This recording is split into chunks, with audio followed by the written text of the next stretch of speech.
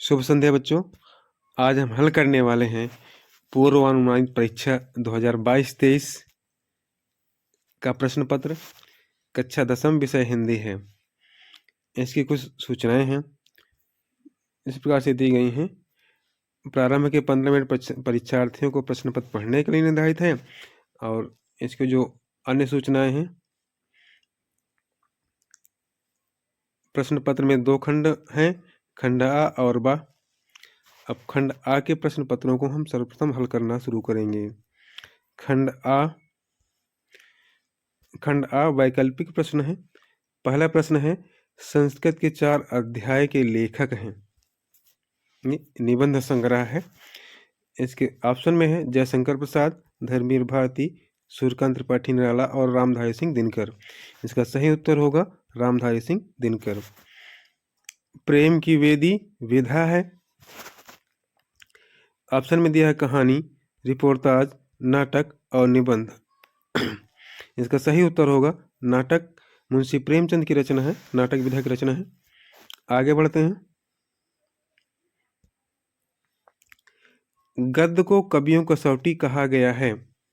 गद्य को कवियों की कसौटी कहा गया है, जबकि ऑप्शन में दिया भंगिमा, ताल और ये सभी। गद्य को कवियों कसौटी कहा जाता है। चौथा प्रश्न है, महादेवी वर्मा द्वारा संपादित पत्रिका है। इंदु, कर्मवीर, चांद अथवा मर्यादा। सही उत्तर होगा चांद।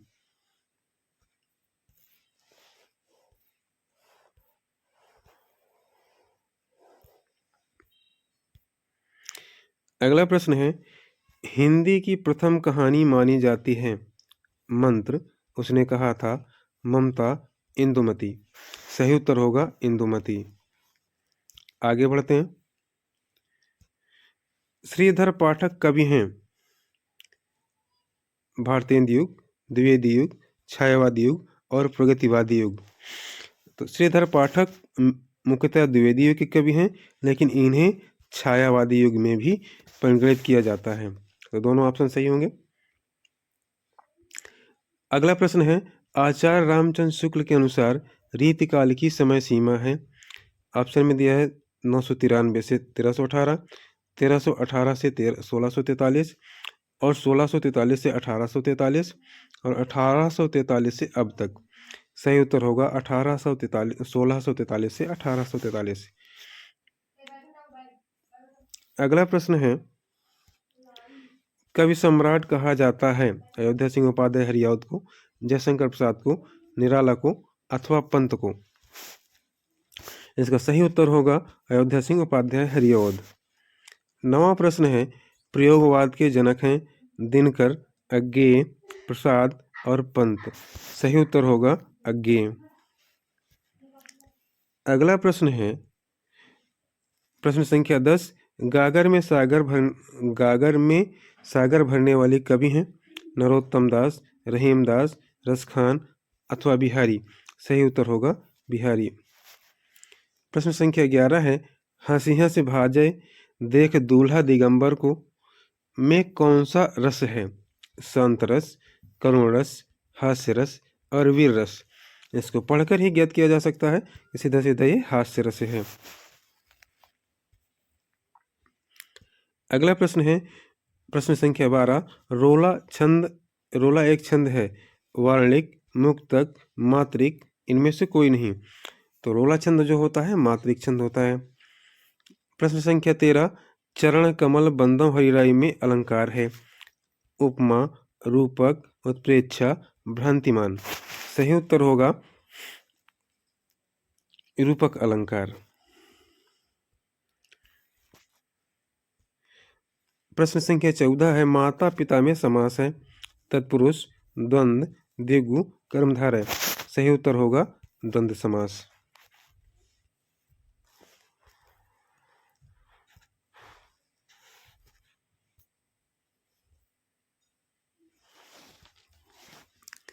उजाला का तत्सम है रोशनी, उजियारा, उज्ज्वल, प्रकाश।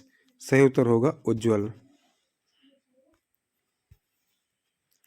अगला प्रश्न है, परोपकार में शब्द परोपकार में उपसर्ग है। पर, परो, परोप, परा। सही उत्तर होगा पर।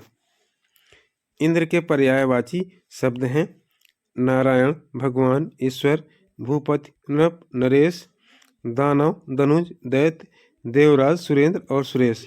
सही उत्तर होगा देवराज, सुरेंद्र और सुरेश।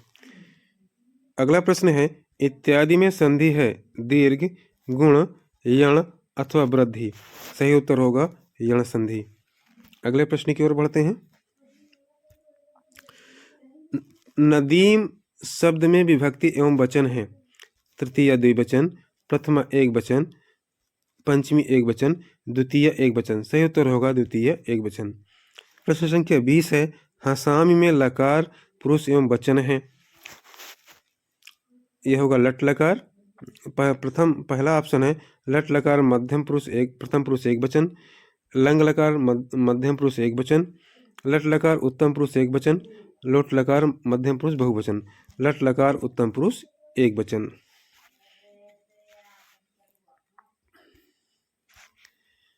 अब खंड बा की ओर बढ़ते हैं। खंड बा में दिया है निम्नलिखित गद्यांश पर आधारित प्रश्नों के उत्तर लिखिए।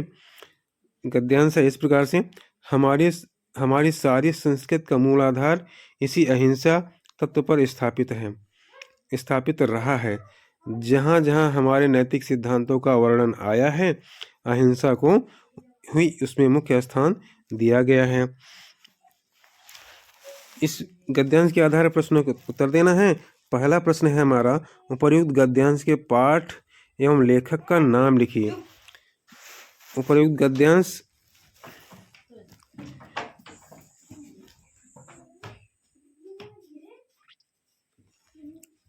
गद्यांश के पाठ एवं लेखक का नाम लिखना है। तो इस पाठ का नाम क्या है? पाठ का नाम है भारतीय संस्कृति और इसके लेखक का नाम है डॉक्टर राजेंद्र प्रसाद। डॉक्टर राजेंद्र प्रसाद होंगे। रेखांकित अंश की व्याख्या करना है तो रेखांकित अंश दिया है हमारी सारी संस्कृत का मूल आधार इसी अहिंसा तत्व पर आधारित रहा है। कहने का मतलब हमारी जो भारतीय संस्कृति है उसका मूल आधार अहिंसा ही है। तो भारतीय संस्कृति अहिंसा पर आधारित है। इसमें अहिंसा को ही महत्व दिया गया है, यानी प्राणी मात्र के प्रति हिंसा का त्याग किया गया है अथवा हिंसा त्यागने के लिए कहा गया है।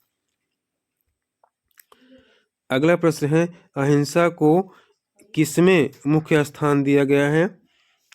अहिंसा को किसमें मुख्य स्थान दिया गया है? भारतीय संस्कृति में अहिंसा को मुख्य स्थान दिया गया है। आगे बढ़ते हैं। अगला प्रश्न है बहुत से लोग ऐसे होते हैं जिनके घड़ी भर के साथ से ही बुद्धि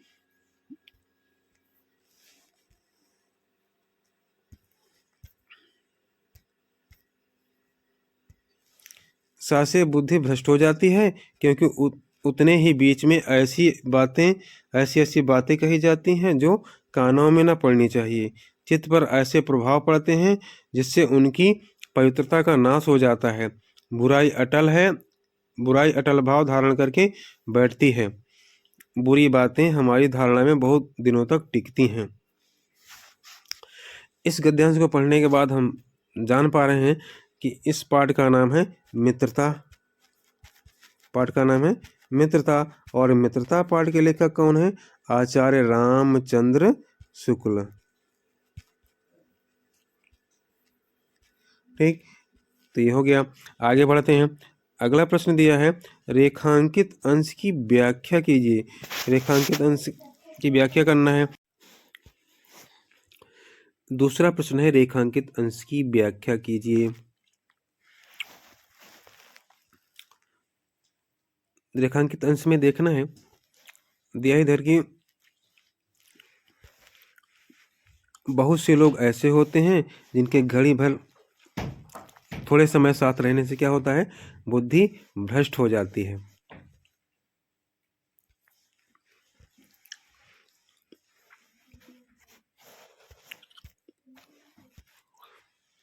क्योंकि उतने बीच में ऐसी बातें होती हैं, ऐसी बातें कही जाती हैं जो कानों में नहीं पड़नी चाहिए और चित्त पर ऐसे प्रभाव डालती हैं जिससे उनकी पवित्रता का नाश हो जाता है। कहने का भाव ये है कि हमें कुछ ऐसे लोग होते हैं जिनके साथ में हमको रहना ही नहीं चाहिए, क्योंकि यानी थोड़े समय की जो कुसंगति होती है उस बीच में कुछ ऐसी बातें हो जाती हैं जिससे मन भ्रमित हो जाता है और वो चित्त पर गहरा प्रभाव डालती हैं और मानव की पवित्रता का विनाश हो जाता है। इसलिए हमको सदैव बुरे लोगों की संगत से बचना चाहिए। प्रश्न गा है, पवित्रता का नाश किससे होता है? पवित्रता का नाश किससे होता है? बुरे लोगों की संगति से या कुसंगति से। आगे बढ़ते हैं। निम्नलिखित में से किसी एक की संदर्भ सहित व्याख्या कीजिए तथा काव्य का सौंदर्य भी लिखिए। कान भय बंसुरी के, अब कौन सखी हमको चाहिए। निष्दोष रहे संग साथ लगी, यह सौतीन तापन क्यों सही है। जिन मोह लिया मनमोहन को, रस खान सदा हमको दहिए। मिल आओ सखी सब भाग चली, अब तो ब्रज में बांसुरी रही हैं। इसमें संदर्भ देखना है तो संदर्भ क्या हो जाएगा? संदर्भ हो जाएगा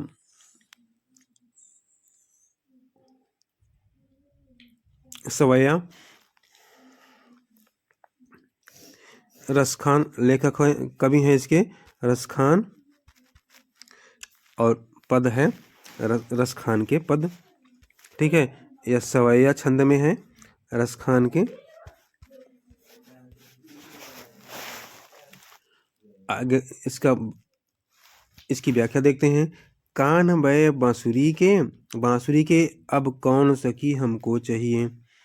गोपियां आपस में चर्चा करते हुए कहती हैं कि हे सखी, श्री कृष्ण तो अब बांसुरी के हो गए हैं। भाव ये है कि श्री कृष्ण को बांसुरी से हमसे ज्यादा लगाव हो गया है, इसलिए अब कौन सखी हमको चाहिए। क्योंकि श्री कृष्ण वंशी से प्रेम करते हैं, उनके लिए सब कुछ वंशी हो गई है, तो हमें चाहने वाला कोई नहीं है। निस्ध्वंस रहे संग साथ लगी, ये वंशी जो है ना, बांसुरी जो है ना, निस माने रात, ध्वंस माने दिन, तो रात दिन उन्हीं के साथ साथ लगी रहती है। जहाँ कृष्ण जाते हैं वहीं बंसी जाती है। यह सौतीन तापन क्यों सही। अगर हम श्री कृष्ण के साथ रहते भी हैं तो वंशी हमसे सौतिया डाहा है, सौतन का ताप है, वो हम क्यों सहन करेगी। अथवा हम वंशी के होते हुए हमें सौतिया डाहा होगा। जिन मोह लियो मनमोहन को, जिस बांसुरी ने मनमोहन को मोह लिया है, रसखान सदा हमको दहिए। ठीक है ना, उस बांसुरी से है रसखान के शब्दों में हमको सदैव जलन होगी। मिल आओ सबय सखी भाग चली, गोपियां आपस में कहती हैं कि हे सखियों, आओ हम सभी मिल करके यहाँ से भाग चलें। क्यों? क्योंकि अब तो ब्रज में बांसुरी रही हैं, क्योंकि अब तो श्री कृष्ण के साथ ब्रज में केवल बांसुरी ही रहेगी, हम लोगों को रहना नहीं है। इसका काव्य सौंदर्य देखेंगे। भाषा, ठीक है ना, भाषा क्या है? भाषा है सरस, सरल, मधुर, बोधगम्य है। रस श्रृंगार रस होगा। रस में क्या होगा? श्रृंगार रस है, श्रृंगार के पद हैं। ठीक है ना, पद छंद सवैया छंद है यहाँ पर। ठीक है, और अलंकार निष्ध्वंस रहे संग साथ लगी, संग और साथ में सावर्ण के बार एक से अधिक बार आने से अनुप्रास अलंकार है। जिन मोह लिहो मनमोहन को, मोही और मनमोहन में माँ वर्ण की आवृत्ति एक से अधिक बार है, अतः यहाँ पर अनुप्रास अलंकार है। आगे बढ़ते हैं। चाह नहीं मैं सुरबाला के गहनों में गूथा जाऊं, चाहे नहीं प्रेमी माला में बिंद प्यारी को ललचाऊं।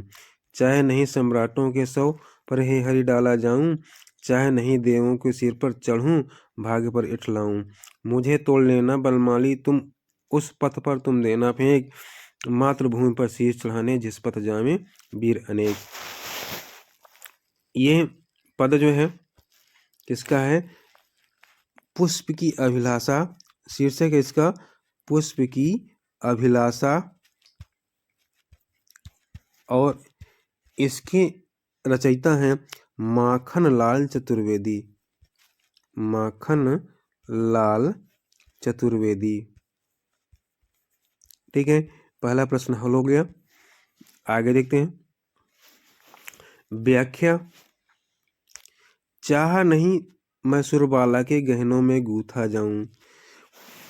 पुष्प के माध्यम से माखनलाल चतुर्वेदी जी कहना चाहते हैं, पुष्प की अभिलाषा के माध्यम से, कि हे ईश्वर, मेरी यह चाह नहीं है कि मैं किसी देव कन्या के गहनों के लिए जो माला तैयार होगी उसमें मुझे गूंथा जाए। आगे फूल ये भी कहता है कि चाहे नहीं प्रेमी माला में बिंद प्यारी को ललचाऊं। पुष्प के माध्यम से कवि का कहना है कि पुष्प यह कह रहा है कि मैं यह नहीं चाहता कि मुझे किसी प्रेमियों के गले की माला में मुझे गूंथा जाए, और मुझे इस प्रकार की कोई लालसा नहीं है कि मैं प्रेमी माला में गूंथा जाऊं और प्रेमियों को ललचाऊं, किसी प्रेमिका के गहनों में गूंथा जाऊं। चाह नहीं सम्राटों के सौ पर हे हरि डाला जाऊं। हे हरि, हे भगवान, मेरी यह भी इच्छा नहीं है कि मुझे किसी शासक के या राजा के सौ पर डाला जाए। चाह नहीं देवों के सिर पर चढ़ूं और भाग्य पर इठलाऊं। हे ईश्वर, मेरी यह भी अभिलाषा नहीं है कि मुझे देवताओं पर चढ़ाया जाए और देवताओं के सिर पर चढ़ने पर के बाद मैं अपने भाग्य पर गर्व करूं, इठलाऊं। हे ईश्वर, मेरी तो सिर्फ एक ही अभिलाषा है, मुझे तोड़ लेना वनमाली, उस पथ पर तुम देना फेंक। हे वनमाली, हे वन के रक्षक, तुम मुझे तोड़कर उस मार्ग पर बिखेर देना, मातृभूमि पर शीश चढ़ाने जिस पथ जामे वीर अनेक। जिस मार्ग से होकर, जिस रास्ते से होकर अपनी मातृभूमि पर शीश चढ़ाने के लिए अनेकों वीर जाते हूँ, हे वनमाली, तुम मुझे उसी मार्ग पर बिखेर देना। इसका काव्य सौंदर्य देखते हैं। भाषा साहित्यिक कड़ी बोली, सरल, सरस एवं सुवेद है।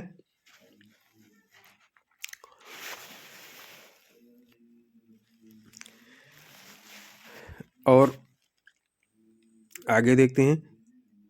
चाह नहीं सम्राटों के सौ पर हे हरि डाला जाऊं, तो हे हरि सम्राटों के सौ पर, यहाँ पर क्या है? अनुप्रास अलंकार है। चाह नहीं देवों के सिर पर चढ़ूं और भाग्य पर इठलाऊं, यहाँ पर चाह शब्द की एक से अधिक बार आवृत्ति है, इसलिए अनुप्रास अलंकार है। सुरबाला के गहनों में गूंथा जाऊं, गहनों में गूंथा जाऊं, यहाँ पर भी गा वर्ण की आवृत्ति एक से अधिक बार है, इसलिए यहाँ पर अनुप्रास अलंकार है। आगे बढ़ते हैं। निम्नलिखित का संदर्भ सहित हिंदी में अनुवाद कीजिए। दिया है, अस्माकं संस्कृति सदा गतिशीला वर्तते। अस्माकं माने हमारी संस्कृति सदैव गतिशील रही है। मानव जीवनम संस्कृतुम ऐसा यथा समयम नवाम विचारधारम स्वीकरोति। मानव जीवन को संस्कारित करने के लिए यह यथा समय यानी सही समय पर नए नए विचारों को स्वीकार करती है। नवाम शक्तिम चा प्राप्नोति, और नई शक्ति को प्राप्त होती है। अत्र दुराग्रह नास्ति, यहाँ पर किसी प्रकार का दुराग्रह नहीं है। यत युक्त युक्तम कल्याणकारी, जो युक्त संगत है, युक्त है और कल्याणकारी है। तदत्र सहर्ष गृहीतम भवति, वह यहाँ पर सहर्ष स्वीकार किया जाता है। संदर्भ के रूप में इसके देखेंगे। संदर्भ का नाम, पाठ का नाम होगा भारतीय संस्कृति। ये पाठ का नाम हो गया, संदर्भ हो गया भारतीय संस्कृति है। आगे देखते हैं, आगे दिया है माता गुरुतरा भूमे खात पितोच्चतरस्तथा मनः शीघ्रतरम वाता चिंता बहुतरी तृणात्। माता गुरुतरा भूमे है, माता पृथ्वी से बड़ी है, माता का दर्जा पृथ्वी से ही बड़ा है। खात, खात माने आकाश, गुरुतर माने बड़ा होता है। पितोच्चतरस्तथा यानी जो पिता का स्थान है वह आकाश से भी ऊंचा है। खात माने आकाश, पिता का स्थान आकाश से भी ऊंचा है। मनः शीघ्रतरम वातात, मन शीघ्रतरम, शीघ्र माने जल्दी और शीघ्रतरम माने से जल्दी, और मन की गति क्या है? मन जो है वायु से भी शीघ्रतर है, शीघ्र जाने वाला है। वातात माने वायु। चिंता बहुतरितृणात्, और संख्या में, चिंता जो है संख्या में तिनकों से अधिक है अथवा ज्वलनशील है। फिर से एक बार देते हैं, माता भूमि से बड़ी है अथवा माता का स्थान भूमि से बड़ा है, पिता का स्थान आसमान से भी ऊंचा है, मन की गति वायु से भी तीव्र है, और चिंता संख्या में तिनकों से भी अधिक है। अगला प्रश्न है, अपनी पाठ्य पुस्तक से कंठस्थ किया हुआ कोई श्लोक लिखिए जो इस प्रश्न पत्र में ना आया हो, तो इस श्लोक से आपको लिख देना है। अब अगला है, निम्नलिखित में से किन्हीं दो के संस्कृत में उत्तर लिखिए। आगे देखते हैं,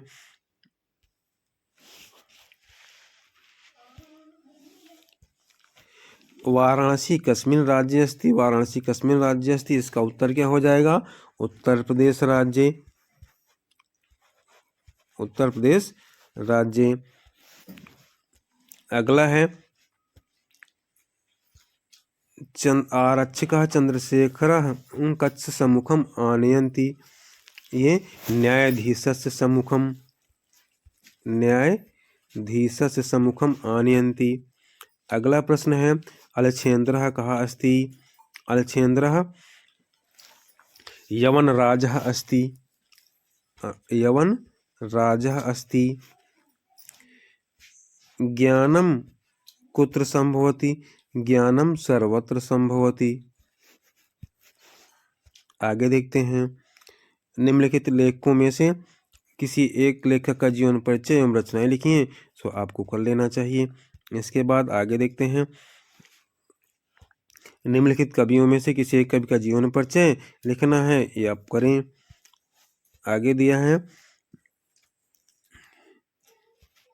निम्नलिखित 3 वाक्यों का संस्कृत में अनुवाद कीजिए। क्या तुम दोनों विद्यालय गए? किम युवाम विद्यालयम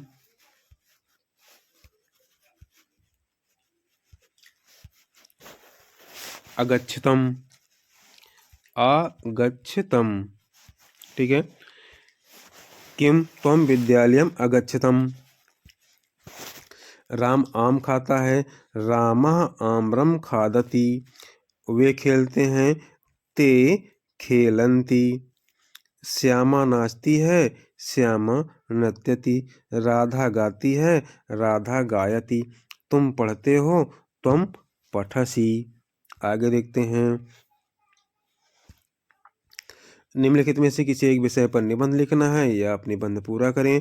स्वपथित खंड काव्य के आधार पर नायक चित्रण करना है, तो चरित्र चित्रण करिए, अथवा स्वपथित खंड काव्य की कथावस्तु संक्षेप में लिखिए। यहीं से प्रश्न पत्र समाप्त हुआ। अब आपको वीडियो को लाइक करना है, चैनल को सब्सक्राइब करना है और अपने मित्रों के साथ शेयर करना है।